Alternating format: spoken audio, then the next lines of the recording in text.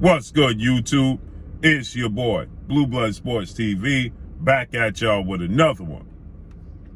So, we have a massive undisputed showdown brewing and a massive rivalry that's brewing, going to finally get a conclusion or resolution this Saturday, September 10th, in the UK, United Kingdom, as two-time Olympic gold medalist, undefeated 3-division world champion, who was simultaneously undisputed in 2 separate weight classes, the GOAT, greatest woman of all time, Claressa T-Rex Shields, superstar boxer, who is 12 wins, no losses, no draw, 2 wins by way of knockout. Claressa Shields is 27 years of age, 5'8" with a 68-inch arm reach. She's going to take on the last woman that defeated her in the amateurs, an Olympian, British superstar, world champion, in Savannah Marshall. Savannah Marshall, superstar boxer, 12 wins, no losses, no draws, 10 wins by way of knockout. Savannah Marshall is 31 years of age, 5'11", with a 71-inch arm reach. Okay, so with that said, this is a rivalry brewing. Okay, been brewing for quite some time, and now we're gonna finally get an answer and a resolution as to, is Claressa Shields, the GOAT, and gonna prove it once again, or does Savannah Marshall have Claressa Shields' number, and Savannah Marshall, defeats Claressa Shields, right? We're gonna get an answer, okay, one way or another.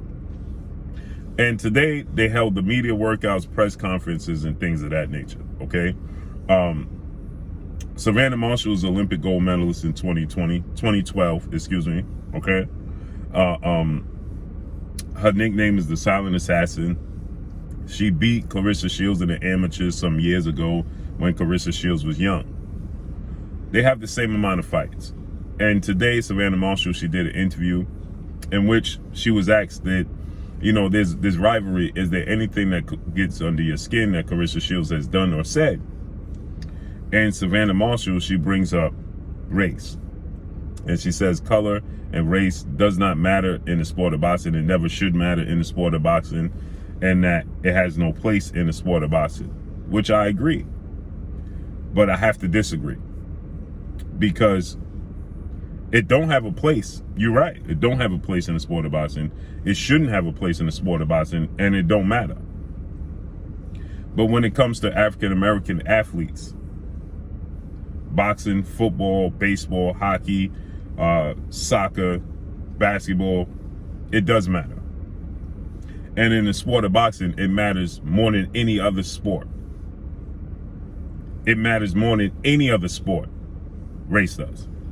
Okay, there's a distinct distinction between, and there is borders. There is separatism in the sport of boxing, right? And you have the Mexican fan base and people saying that Mexican fighters is, major draws. There's a separation, right? People say that, African-American fighters don't sell. There's a separation there, right? People may say that, United Kingdom fighters, they sell more, they support it more. Well, the fans in the UK support it more. Now, maybe the separation and segregation in the UK is not the same, but it's massive here in the States. And just think the fact that, and not to take anything away from Savannah Marshall at all whatsoever, but just to think about the accomplishments, she's considered on the same level of Claressa Shields when she's really not. They have 12 fights, right? For sure, they have 12 fights. Claressa Shields has beaten better opposition than Savannah Marshall. She's a 2-time Olympic gold medalist, right?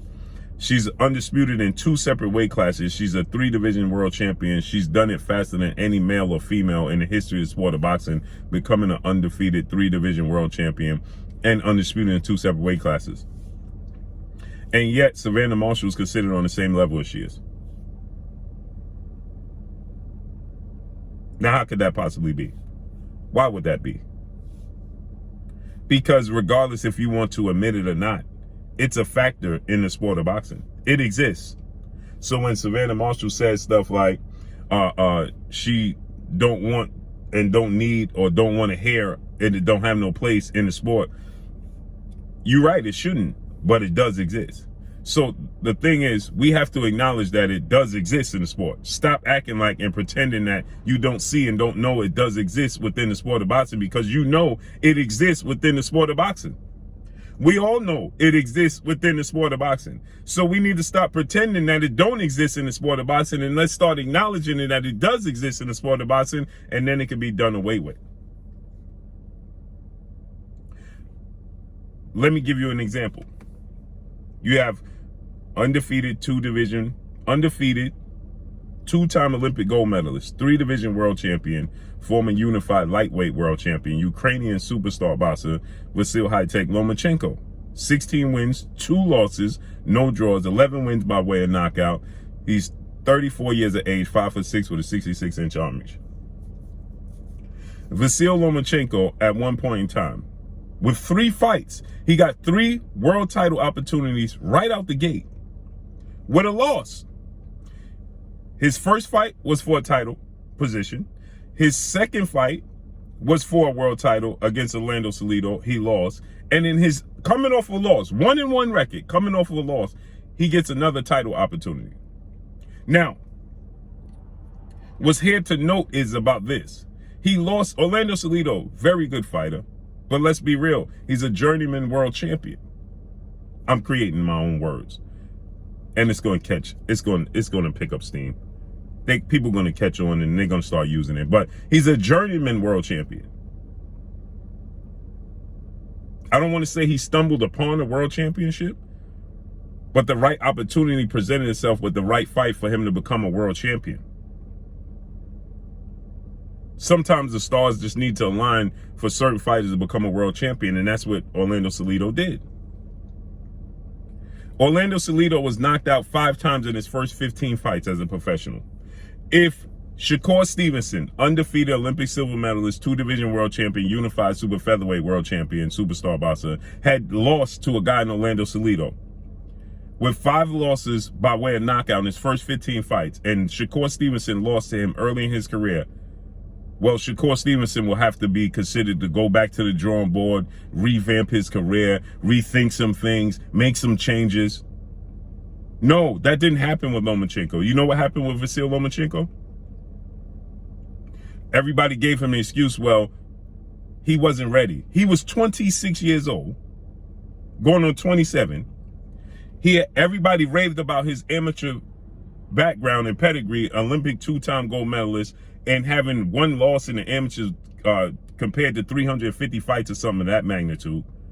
And everybody said that, well, he was just not prepared for that style of Orlando Salido. You think that undefeated, undisputed lightweight world champion superstar boxer Devin the Dream Haney would get a pass, and everybody would say he took 1 big punch and he showed that he was hurt, his legs was wobbly, and immediately he was labeled with boring, not having a chin. He lost. He won the fight, but he was treated as if he lost because he got hurt in a boxing match in the 10th round with 10 seconds left in a fight that he won every single round against Jorge Linares. He won every single round against Jorge Linares. He dominated the fight, including a round he got hurt in the last seconds before the bell got rang. And because he chose to secure the victory in the 11th and 12th round, Devin Haney was labeled boring. Devin Haney was labeled somebody has to go back to the drawing board. Devin Haney was labeled chinny. He won the fight, though, hands down. And Jorge Linares is a future Hall of Famer. Jorge Linares went into that fight with Devin Haney with more knockouts than Devin Haney had fights. So this is the same Jorge Linares that dropped Lomachenko some years early. So, a little bit of time before. He hit Lomachenko on the button with the same punch that he hit Devin Haney. Devin Haney didn't hit the canvas. Devin Haney did not hit the canvas. He was wobbled. He was hurt. Lomachenko sat down on the canvas. He sat him down with the same exact punch. Lomachenko saw it coming because he hit him straight on. Devin Haney didn't see the punch. But the same right hand that Jorge Linares hit, he wobbled Devin Haney. He sat Lomachenko down. But do you think that Lomachenko, do anybody ever talk about Lomachenko getting hurt in that fight and getting dropped? No, everybody talks about the way he got up and got the stoppage victory. As if it never happened. Devin Haney was labeled, although he won the fight, running away. Had one moment in the fight, and he was labeled boring, chinny, needs to go back into the drawing board, overrated. Do you think Lomachenko was labeled that? He lost to a journeyman that had 5 knockout losses in his first 15 fights in Orlando Salido. Salido, by the time he fought Lomachenko, had 14 losses and 2 draws. And that's who beat Lomachenko. Do you think that Lomachenko was labeled overrated, overhyped? No, he was still considered the greatest thing since sliced bread. There was people still saying he was better than Pernell Whitaker, Floyd Mayweather, Sugar Ray Leonard, and even Muhammad Ali. Why does he get such high praise? What's so different? There's no difference. Then Lomachenko lost to, now get this, they tell you that Canelo Alvarez was lime green by the time Canelo Alvarez lost to Floyd Mayweather. He wasn't ready. He was too green. He was too young. Canelo Alvarez had 5 title defenses, a unification bout, and 40-plus fights at 23 years of age. I'm going to say it to you again. 5 title defenses, unification bout against the second best fighter in his division, who was a world champion in Austin No Doubt Trout. He unified the belts and beat Austin Trout. 5 title defenses, 40-plus fights, fought some Hall of Famers, journeymen, so on and so forth. He was considered green because he lost every single round to Floyd Mayweather. Floyd Mayweather didn't get the proper praise he needed to get beating Canelo Alvarez because they just said that Canelo Alvarez was too green. But yet, Teofimo Lopez, 23 years of age, same age as Canelo, 15 fights, not even half the fights Canelo Alvarez had. Okay? 1 title fight. Canelo Alvarez, y'all didn't hear what I said. He successfully defended his title 5 times, which means he had the title for longer than 6 fights and had unification bout. Teofimo Lopez had 1 title fight, the fight before he fought Lomachenko. 23 years of age, 15 fights, 1 title fight, and he beat Lomachenko handily. And they blamed it on a shoulder injury.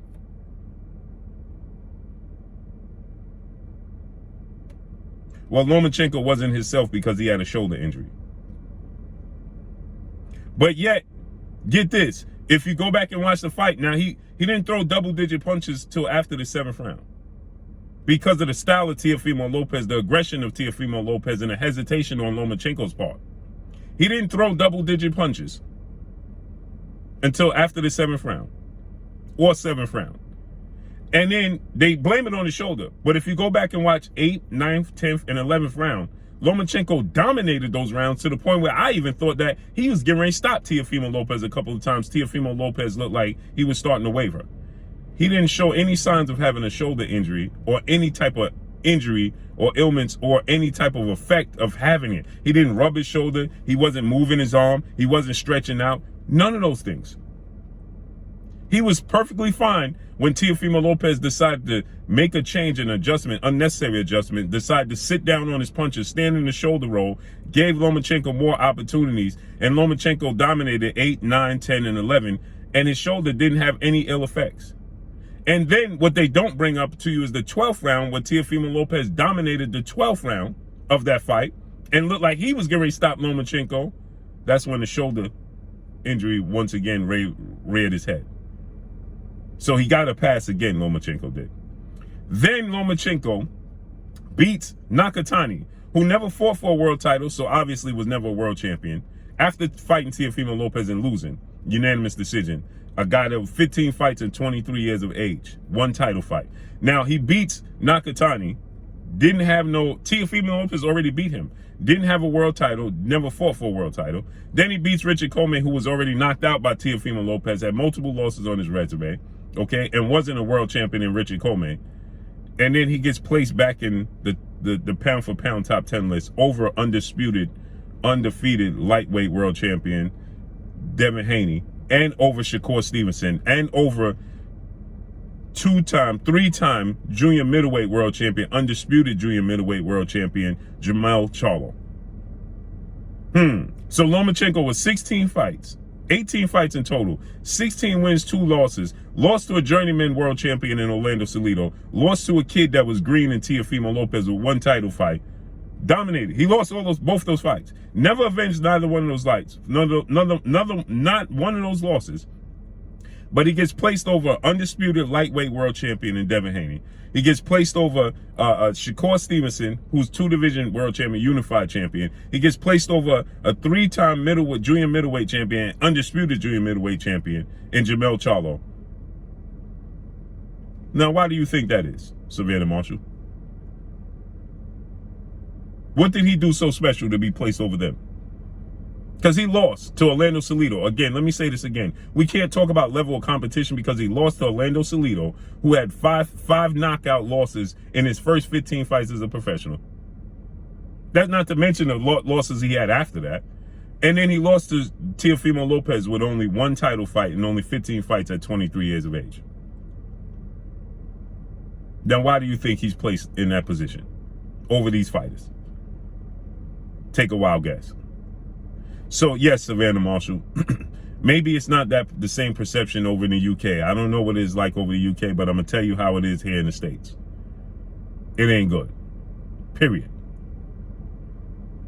Point blank and period. So yeah, I agree. It shouldn't matter. It has no place in the sport, and it shouldn't be talked about, but it exists and it needs to be talked about, period. So Savannah Marshall versus Claressa Shields, oh yeah, it plays a major part in this fight. Because you have her own countrymen and women, countrywomen and countrymen here in the States that are rooting against Claressa Shields simply because now you have Christina Hammer rooting against Claressa Shields because she lost? Because she don't like Claressa Shields? Is it a competitive thing? What is it about? Because we didn't forget some of the comments that Christina Hammer made against Claressa Shields that were borderline. Oh, let's not say that. If we're going to speak the truth, let's speak the whole truth. And let's acknowledge the elephant in the room before we say, let's not talk about it, or it's bothersome, or it has no place. Oh, it has a place and it exists. And so when you acknowledge it, Savannah Marshall, when you acknowledge it, then you can remove it, and then it won't fit. But this is a huge fight, and I'm picking Claressa Shields to win this fight, right? There's nothing wrong with Mexican fighters and Mexican fan base. Let me show you something else, Savannah Marshall. Let me teach y'all something else.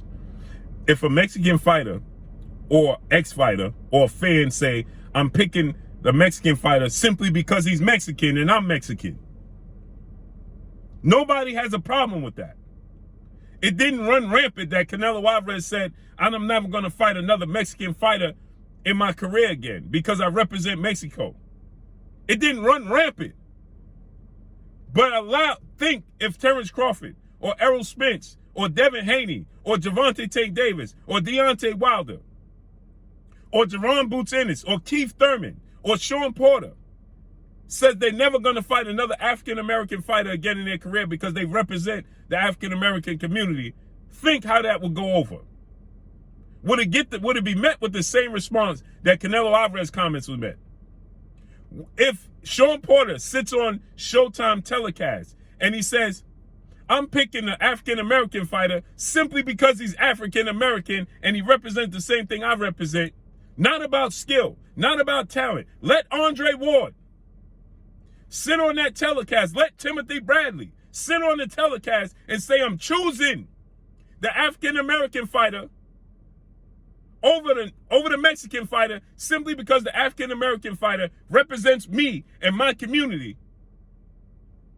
He will be fired. He will be fired. But yet, you have Mexican commentators say they're choosing a Mexican fighter simply because he's Mexican. You have Canelo Alvarez saying he's never going to fight another Mexican fighter because they represent Mexico. Do you think that Terrence Crawford could tell you right now, I'm not going to sign a contract to fight Errol Spence because Errol Spence is an African-American fighter, and that will go over well? Or Errol Spence and vice versa. Or Keith Thurman saying, I'm not going to fight Jerron Boots Ennis because he's African-American like me. Do you think that's going to go over the same way, Savannah Marshall? Do you think Claressa Shields, everybody downplays her resume? She beat Franchon Cruz the Zone, who's undisputed. She beat Christina Hammer. She beat Hannah Rankins. Her resume speaks for itself, but she don't get the credit that she deserves.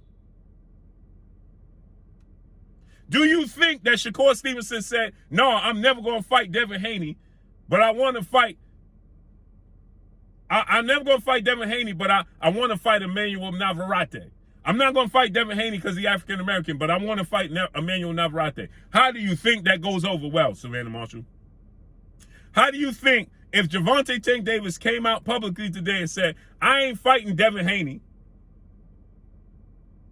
because he's African-American, but I'm going to rematch and fight, I want to fight a rematch with Isaac Cruz, and I want to fight Ryan Garcia? How do you think that goes over well, Savannah Marshall, when you say this don't exist in the sport? No, it exists. All too familiar. It just don't exist with the right people, and the right people don't acknowledge it. That's why it don't exist to them. And that's why you think it shouldn't have a place, because it don't affect you. And that's all I got for y'all. Make sure you hit the like button. Drop a comment in the comment section. Let me know what y'all think. Y'all already know what it is. It's your boy Blue, Blue Blood Sports TV. Hate, like, comment, and subscribe. You haven't subscribed, hit the subscribe button, hit the like button, hit the bell icon to get all the new notifications. Follow me on Instagram at Blue Blood Sports TV, all one word. Y'all already know what it is. Shout out to the entire LDBC. Shout out to Black Media Raw. Make sure you like and share these videos. That's all I got for y'all. Peace.